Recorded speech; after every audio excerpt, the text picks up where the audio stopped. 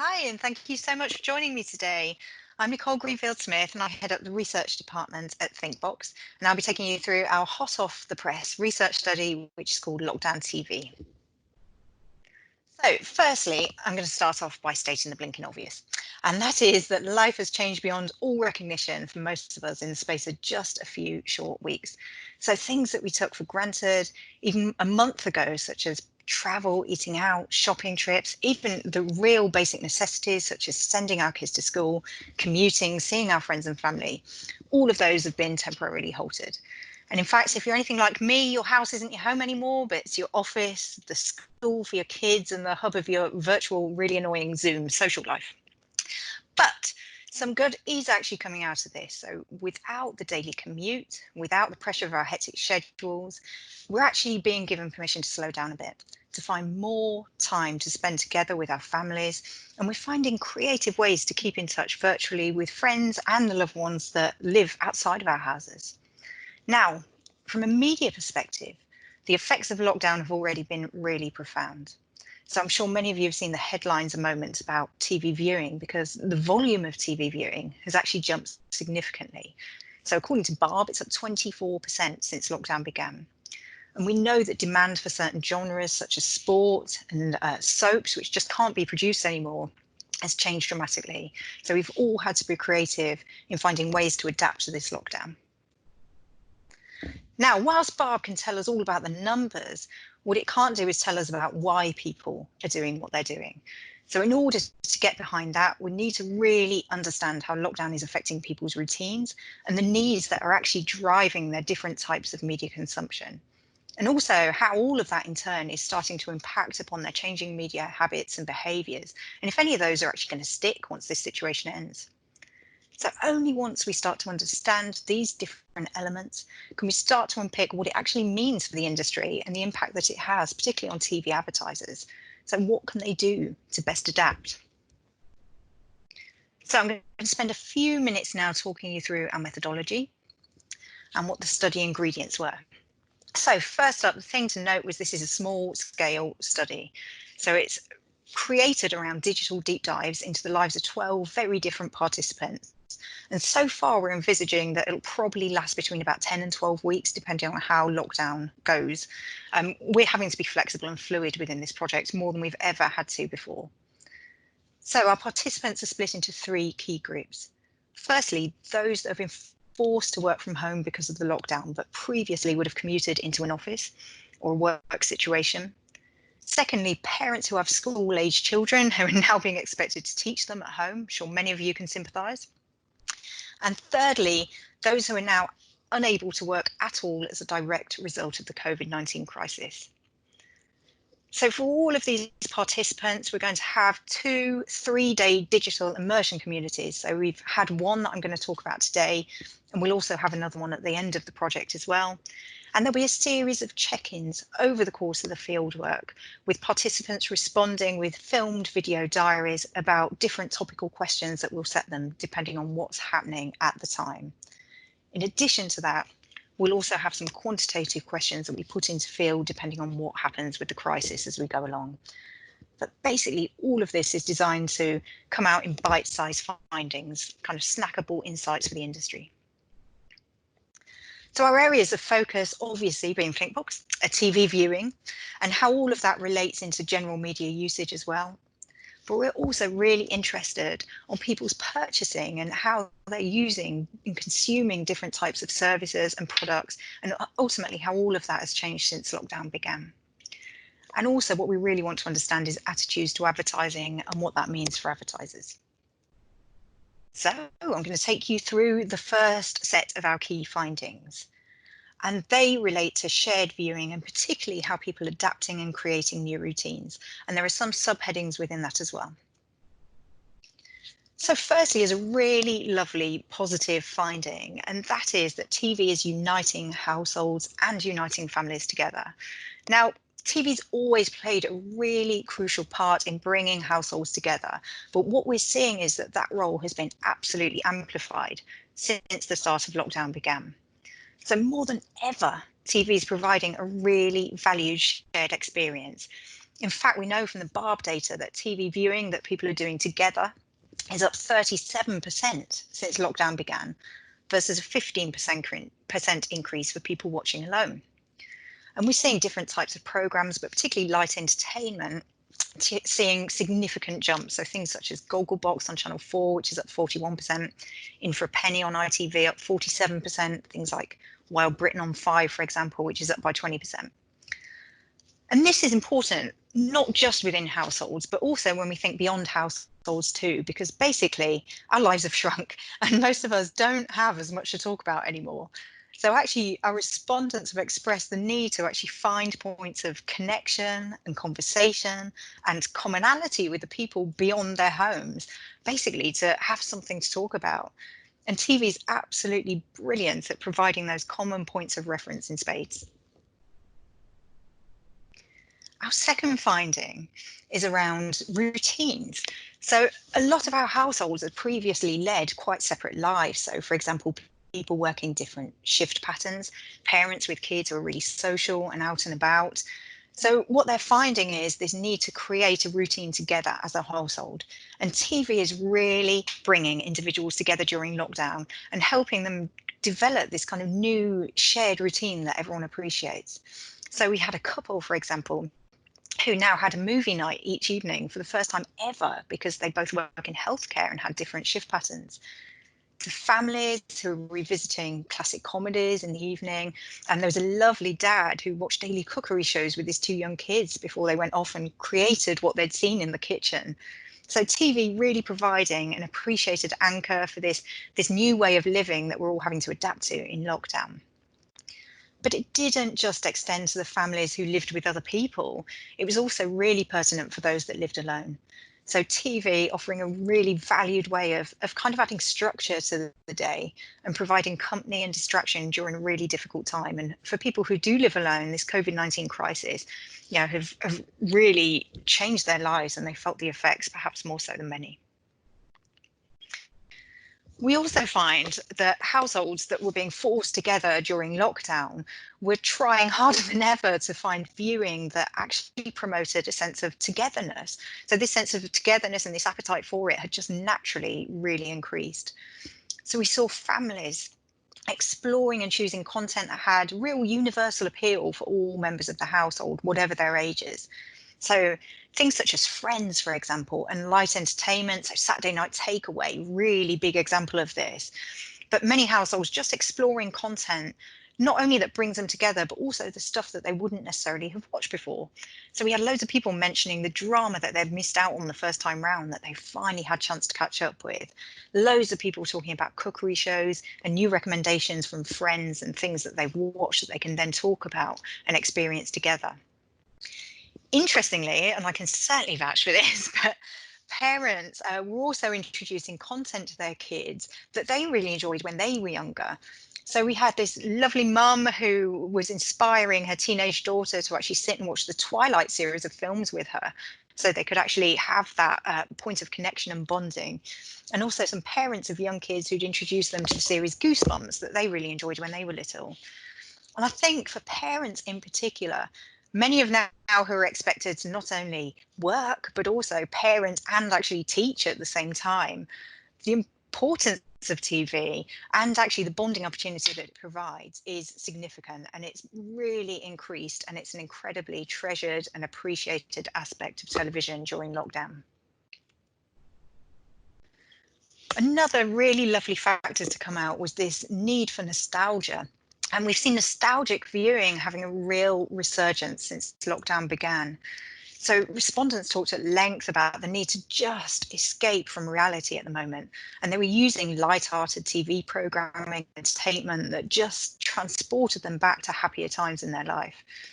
We had one couple who talked about binge watching reruns of Goodnight Sweetheart, for example, on Forces TV. They were watching 3 episodes a night and they were absolutely loving it. And we've seen all of this reflected in the viewing numbers as well. So since the start of lockdown, Only Fools and Horses on Gold is up 20%. Last of the Summer Wine, I mean, that's ages old now, drama, but that's up 30% since last year. And actually, All of this, oddly, is extending to sports fans as well, in particular, who are having, obviously, to fill a significant void in their TV diet. My husband can definitely vouch for that. And so things like matches, classic matches being rerun on Sky and BT Sports are really helping to plug the gap and lift the spirits. And I think that's something that we certainly didn't envisage when all of this started. So I'm going to show you a quick video now that sums up all of that.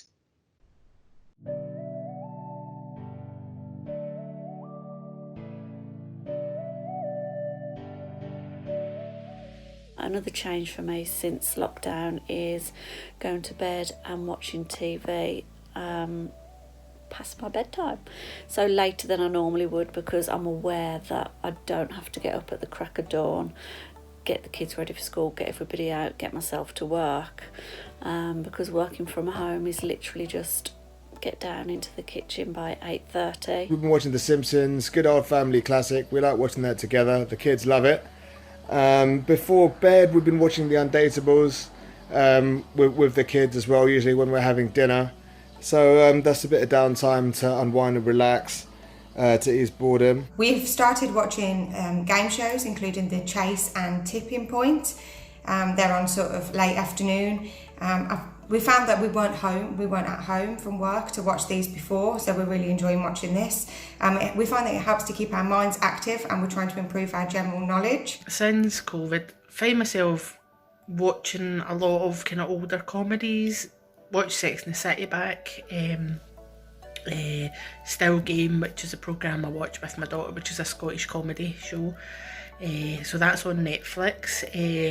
Also rewatching Gavin and Stacey from the start, so that's on BBC One now. I think it's on a Saturday night, so starting from series 1, so I'm catching up on that as well. I'm also finding that I'm watching a lot more catch-up TV now for things that I didn't get to watch before, mostly dramas and different series. I think in order to keep up with conversation with everybody, we've certainly been watching Gogglebox.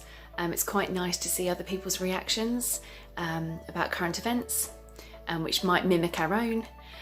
Also the live Grand National, which is something we all got involved in as a family, even though we're in separate households. And we've also been watching the Saturday Night Takeaway and seeing how that's altered over time, so it's quite a nice family programme as well. So the second tranche of findings was very much around news and the need just for current affairs and reliable information. I think you can appreciate that the need for news now is perhaps more important than it's ever been before. People are absolutely desperate to try and find reliable content that actually tells them what's happening in this crisis at the moment.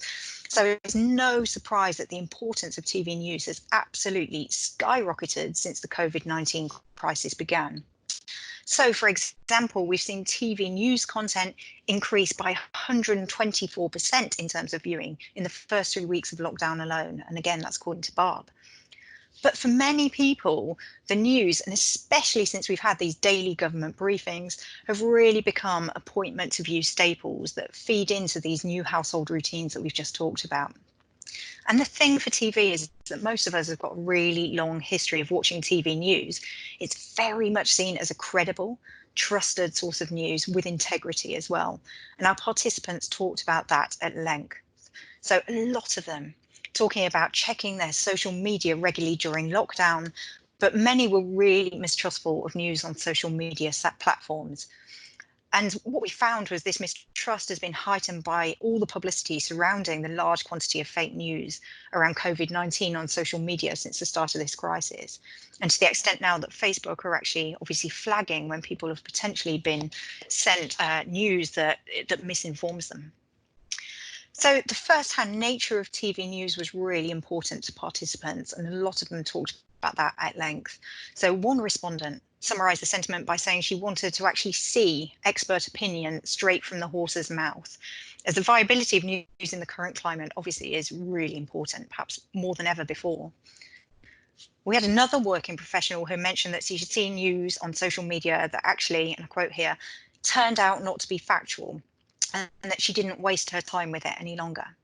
So this long and trusted relationship that people have with TV news is actually seen as a journalistic pinnacle, really, if you like, for many people.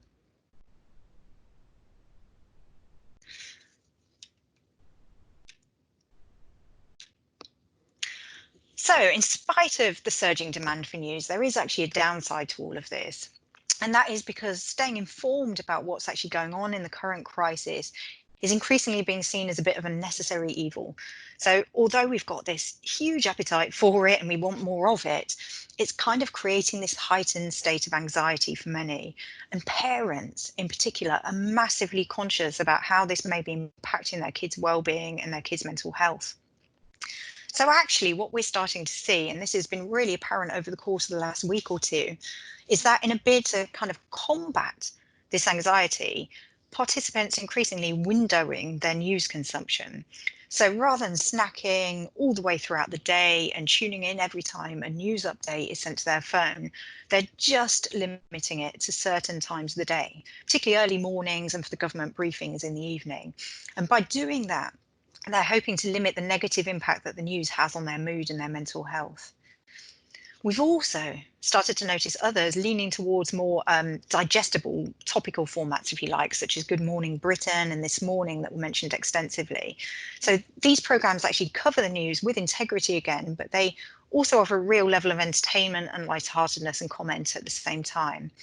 And actually, as we continue to move into the next phase of lockdown, we'd actually expect to start to see this settle even more and those news routines to become even more apparent. So here is another video to just summarise all of that.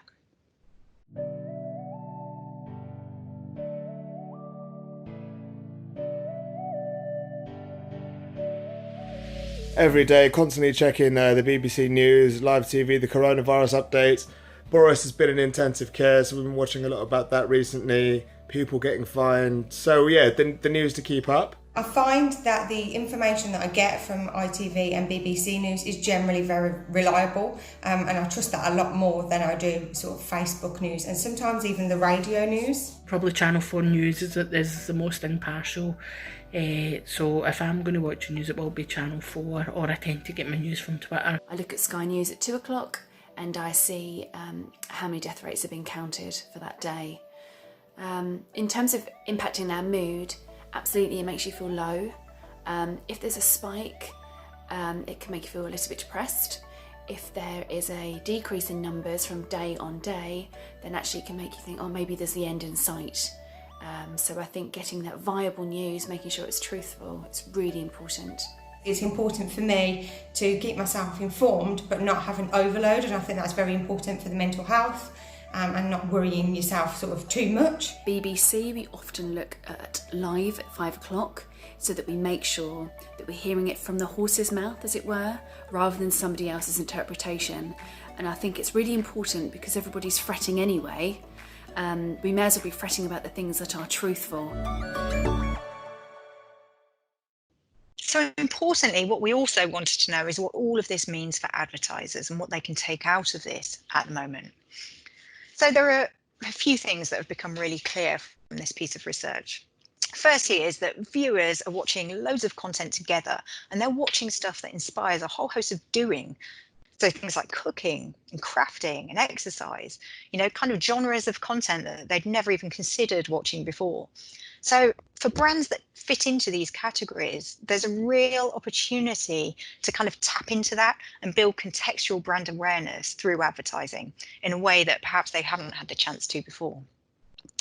Secondly, many people are obviously spending the evenings watching films and comforting content with their family. So actually planning ads around those family classics or nostalgic content around those times actually could probably deliver higher returns than it may have done before.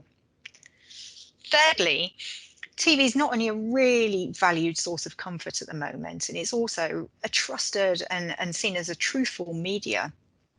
And that's something that's absolutely crucial to viewers at the moment and was hugely apparent in this piece of research.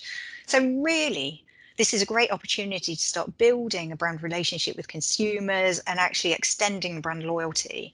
So advertisers are coming across as authentic, that are contextual in their advertising and really respectful to the COVID situation are winning out at the moment. And finally, one of the most interesting things to come out with this is that sports fans are having to fill a void, undoubtedly. They're seeking a replacement for all that time that they previously spent watching live sport. And of course, classic games and matches are certainly filling a void. But what we're seeing is the broadcasters evolving to create big TV events that kind of simulate the atmosphere of a sporting event. And also we're seeing this increase in tongue-in-cheek content such as bloopers programs that kind of open up these sports slots to a much wider audience. So all of that would potentially allow for some really clever sponsorship opportunities.